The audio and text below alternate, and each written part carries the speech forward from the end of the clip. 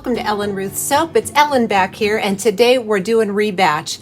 You know, in my videos when I trim the sides of my soap and it goes in that big bucket, well, when the bucket gets full, it's time to do something with all these shavings, and this is such good stuff. I wouldn't want any of this to go to waste. We got goat milk soaps, we got aloe vera soaps.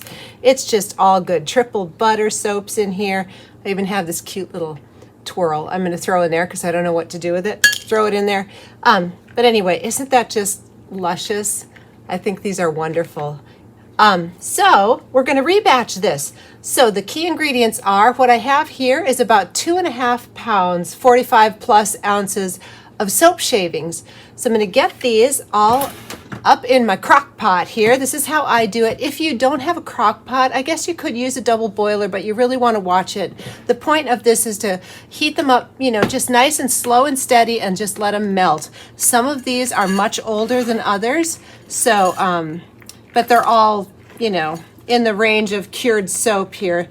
Some of them are very dry and crumbly, and some are still kind of moist because I just literally did soaps the other day. So it just really depends, but isn't that fun? The colors and all of that.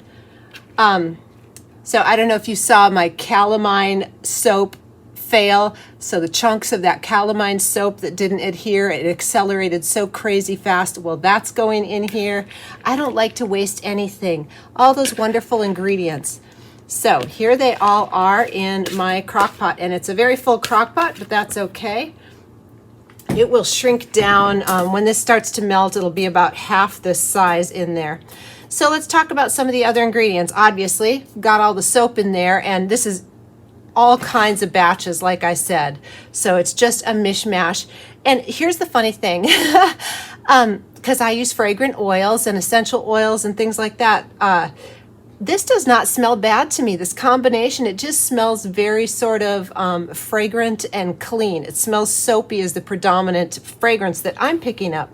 What I will do is, after I get done melting this, I will give it a sniff test for my own nose, and if it smells like soap and I can't pick up any fragrance, I may add a fragrant oil in here. I may not. The last couple of rebatches, I didn't even add a fragrant oil because I thought it just smelled really pleasant. I have not run into a conflict of fragrances. I don't know why. It just doesn't smell bad to me. It smells really good, actually. I've seen a couple of videos. Brambleberry did it, and I think Katie Carson did, where they took like a ton of fragrant oils and threw them all together and see what it smells like. Well, that's kind of what's going on here. And to be honest, I think it smells pretty darn good. So I'm going to turn my crock pot on high just to get it warming up here. And now, I've been talking too much. Let's talk about the ingredients that are going in here. What I like to add to my rebatch is, I like to add some coconut milk powder, just because it's fun, and I want this lather to be really creamy. And so for 2.5 pounds of soap shavings, I'm going to add 4 tablespoons of coconut milk powder. This is a 2 tablespoon scoop, so I will add 2 of those. So 4 tablespoons of coconut milk powder, and you don't have to add that. You could add goat milk powder if you had it, or even milk powder. You don't have to add any powder at all. I just like it because it makes the lather really creamy.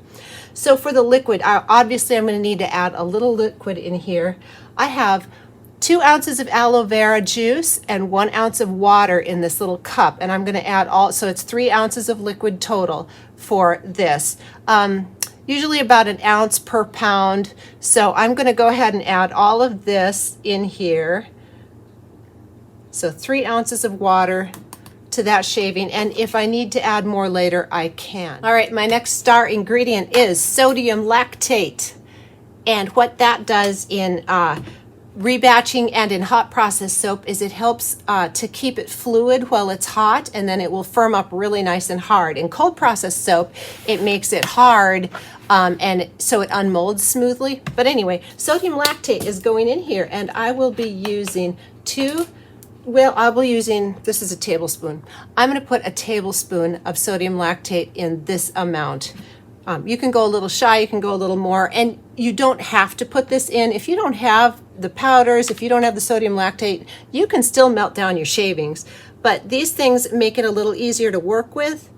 So there's my 1 tablespoon of sodium lactate in there, and that is it for now. So I have it on high, just warming up. I'm going to put the lid on and let it start to melt because I can't stir it right now. It's too crumbly. And we'll come back in a little while when it starts to sweat and melt and mash it down. I do have my vintage KitchenAid hand blender, which is what I use in my my Rebatch soap. So once it gets melted enough to start blending, I will fluff it up. And depending on how this looks and the fluidity of it and everything, I may throw some of it in a piping bag because, like hot process soaps, Rebatch gets a very rustic top. And that's fine. It is what it is. But I was able to pipe Rebatch one time before, I don't know, a year ago or so, and it came out really pretty. So if this is looking pipeable, I may actually do that for the top, but we will only know when we get there. So let me quit talking, let this melt, and we'll come back when it's time to do the first stir down. All right, it's been about 15 minutes, and you can see it's starting to shrink down here. And again, this is on high, so I'm going to just sort of poke around and see if I can get the bottom stuff up, you know, because crock pots have it heats on the outside. So I'm trying to just sort of flip it around a little here so that it will melt evenly. And even though it looks really dry, I am not going to add any more liquid to this until it gets a little more melty. I have made that mistake before where just jump the gun, and then once you get too much liquid in there, you can't take it out. So it's better to be cautious and let it look kind of dry for a bit until it starts to really get melted, and then you can better judge if you need to add any more. So there, got it flipped around. Going to put the lid back on this and let it sit for another, 15-20 minutes, and then we'll come back. All right, it's been another 15 minutes. Let's give it a stir. Again, this is a great thing to do when I have other things to do in the soap studio, like I'm over there printing labels and stuff. It just takes time. You don't have to sit here and watch the pot. So I like to throw this on when I have other things to do down here. And again, this is all saponified. You could do this with children because you're not working directly with lye. So this is a very easy project. So here I'm seeing it's starting to melt and it is a little dry, but I'm still going to hold off. I'm not going to add any more liquid here until we start getting it a little more melty, which, who knows when that'll be. So I'm going to pop the lid back on here and we'll come back in another, 15 or 20 minutes, but it is starting to melt down. You can see this is about half of the height that it was when we first put it all in there. So we'll see in a little bit. All right, it's been about another 10-15 minutes here, and it's looking smushy enough that I'm actually going to put my little blender over in here to kind of help break up some of the chunks. And I'm still assessing to see if I want to add more liquid or not. I'm kind of thinking I don't, but anyway, here goes my little blender. I apologize for any scraping noise on the bottom here. I know that's very irritating, so you might want to turn your volume down, or I will, but let's get this blended and see if I can break up some of the bigger chunks.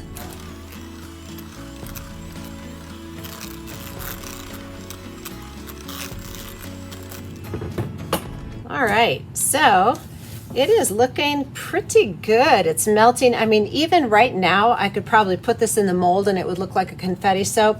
The downside is it's this very sort of indescript grayish beige, which is not a pretty color. So I'm holding out the verdict here. I might throw a little mica in here just to brighten up the color, maybe some titanium dioxide.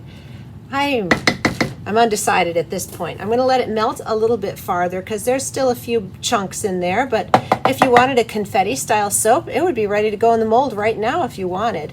So again, it's so easy and kind of just what you're looking for. But I'm going to pop the lid back on, let this melt a little bit more, and think about colorants or putting some TD in there. It's just smelling very nice and fresh, so I don't think I'm going to add any fragrant oil to this. I think it smells really clean and soapy, and I kind of like that. So, lid back on, and we'll come back in a little bit with some decisions make. All right, it's been about 5 or 10 more minutes, and I am going to add a little titanium dioxide that I have pre-mixed, and it's in liquid, so that will do two things. It's going to lighten up the color, so hopefully it'll be prettier, and it's also going to add a little bit of liquid.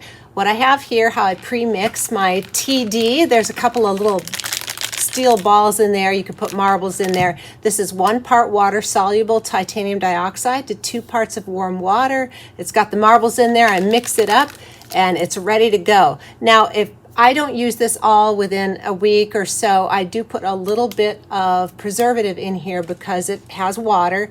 If you pre-mix it each time, or you're going to make a huge batch of soap and you use it all up, then you don't need the preservative. But if it's going to sit for more than a day or two, you're going to want a little preservative in there. But anyway, there it is. So let's get the lid off, and I'm going to just zhuzh this around, see what it gets us. If the color's not pretty after this, then I may add a mica powder, but let's see what this gets us. I just don't like that sort of muddy grayish color. Not very pretty. The fragrances blended together smell nice, but the color not so nice.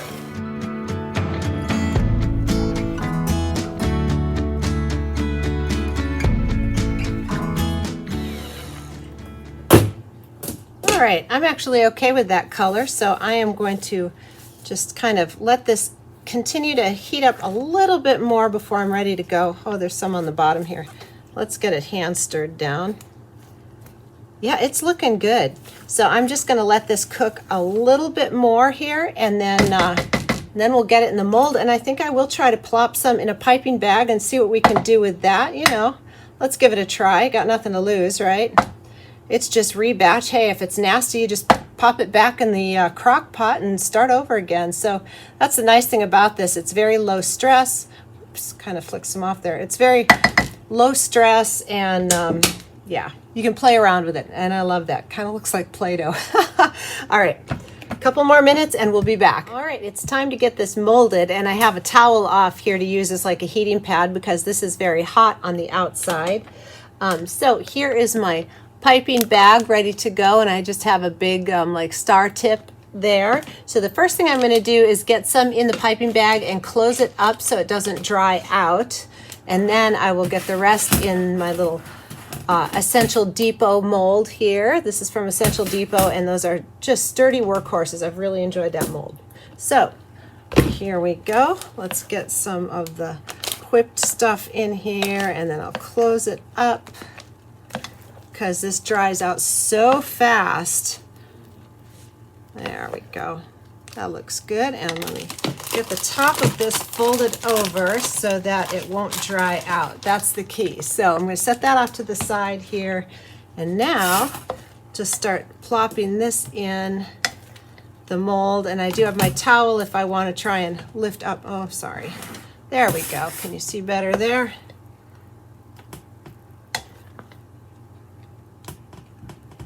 And this is, you know, going to be a shallow little loaf of soap, but that's all right. And again, I do not market my Rebatch soap because of allergy concerns. There's so many different kinds of soap in here. The label would be hard to do for, you know, if people have sensitivities. So this just goes for friends and family. Whoops. There we go. Let me get out my spatula. And I keep my work tools off to the side here in a little pot of water that helps the soap not to stick on them. Sorry, I'm talking here while I'll show you when I get this in the mold. I got to stay focused on what I'm doing. Multitasking. I can multitask sometimes, and other times I just need to stay focused. So, all right, we got that in the mold. Let me get that smushed all down here. Try to get it all in. I'm going to bang this on the ground and try to get it as smoothed out as I can, and then we'll come in with my little piping bag. So I have a little bucket of water over here, and I'm just going to spritz the top here with my fingers with just a little bit of water so that I want the piping to adhere to the top. So here is my little piping bag all ready to go. It's very hot. So let's see if we can just do some little, I don't know. I don't even know what I'm trying to do here, but something.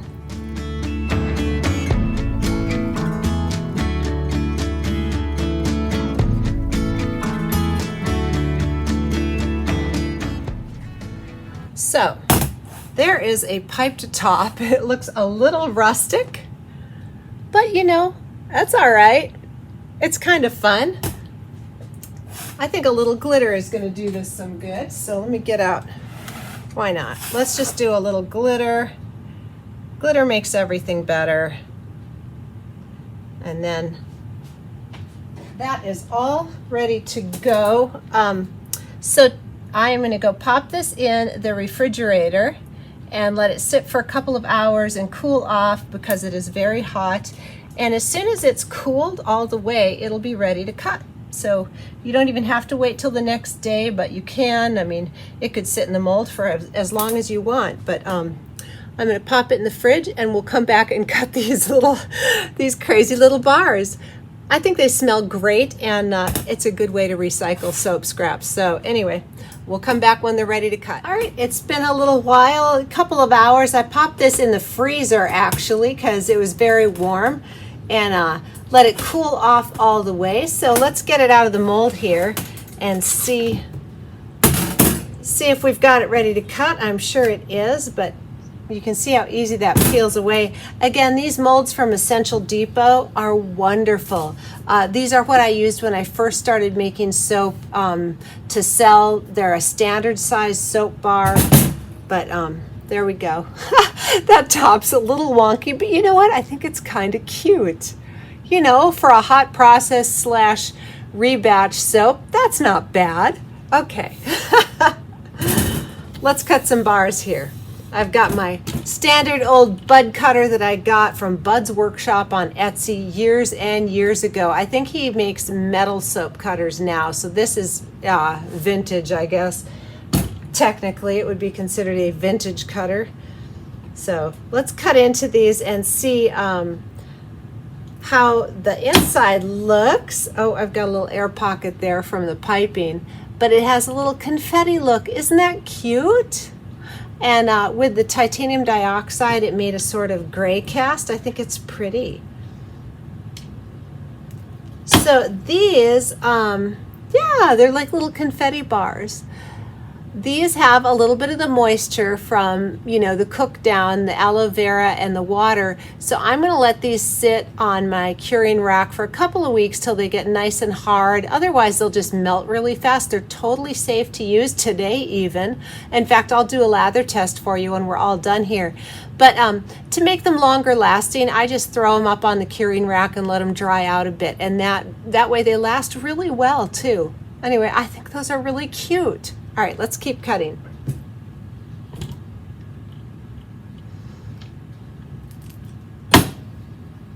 And the smell, yep, they just smell kind of soapy. They almost have a vanilla-ish cast to them. I don't know, it's really pleasant, very light, but pleasant. I think these are adorable. My friends, family, my shower will be blessed with these. And I love the fact that they are no waste. All of those lovely soap trimmings with the wonderful ingredients don't go to waste. And I absolutely love that. Don't like to waste a thing. So to me, even though they're a little, you know, special looking, the fact that it's a no waste soap tickles me.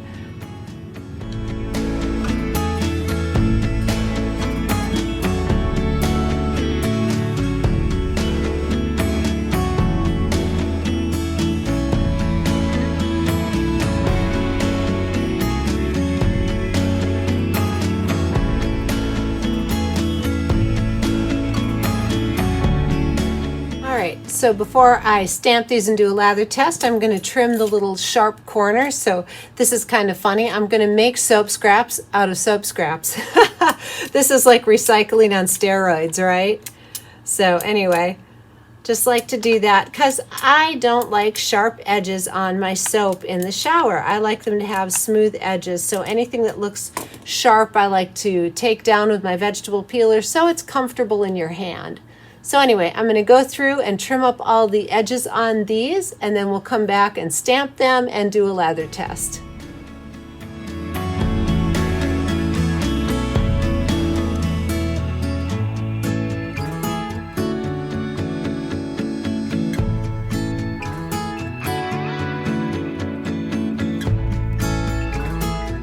Before I get to stamping, I wanted to show you a little lather test on these. I just think they're so cute and they smell great. So anyway, this again, like I said, they're a little bit, you know, they're firm, but I'm going to let them dry out. But I'm going to give it a lather test here and show you how wonderful these are. And it's safe to use because even the fresh soap shavings that were in that bucket after they cooked in the crock pot are fully saponified. So this is not raw soap. In fact, let me go grab my pH strips and I'll just show you what that looks like. As long as I'm going to be plain in water. So these are pH strips. I'll leave a link down below. And for soap, you want it to be in the green zone, somewhere between the 7 and the 9. You want a 7, well, 10 being the max. But anyway, if it gets into the purple zone, you're lye heavy. If it's red, it's not enough lye. So green is where you want to be for cold processed soap. So with that being said, I'll do a little lather test, and then I have my little pH strip here, and I'll show you how to do that. So we'll put it in here. It does not float, even though I whipped it. But look at that, already just big bubbles. This is just a lather bonanza here. Look at that already. So let me set that off to the side and show you just with a couple of turns in my hand, it is just rich and creamy. The coconut milk in there really makes a creamy lather. These are wonderful. So I think my friends and family will be very blessed with these. Let me rinse my hands off, and that was just a couple of turns here. So now that the bar is all wet here, I'm going to take my little pH strip and put it on, and I will show you what it looks like. Okay, I got to wet that down a little. The pH strip's a little dry. We'll just get it on there. Okay, and now here's my book. And you can see that it is in the green. I would say it is about an 8 or a 9. So it is absolutely perfectly pH safe for your skin. So anyway, I'm going to let this dry up, let the rest of those sit for a little bit and harden up, and then we'll come back and stamp them. All right, these are a little bit soft, but I'll bring you along as I stamp. So I have my regular Ellen Ruth stamp that I'm going to put on one side of these. And then I also got this little stamp there. I'm going to stamp this on the other side. So we'll do 2 stamps on these just because they're so cute and I want to. So why not, right? So let's start with the Ellen Ruth soap stamp logo. So I have my 91% isopropyl alcohol in my spritzer bottle. I like to spritz my stamp liberally, and that helps it release from the soap and it evaporates very quickly. So even though it makes it wet, it doesn't, you know, harm anything. And these are a little bit soft, so I'm going to be very gentle with my hammer, and we'll just rock it out. And there we go. That's the Ellen Ruth soap side. So let me get the rest of these stamped with this stamp, and then we'll flip them over and do the other stamp.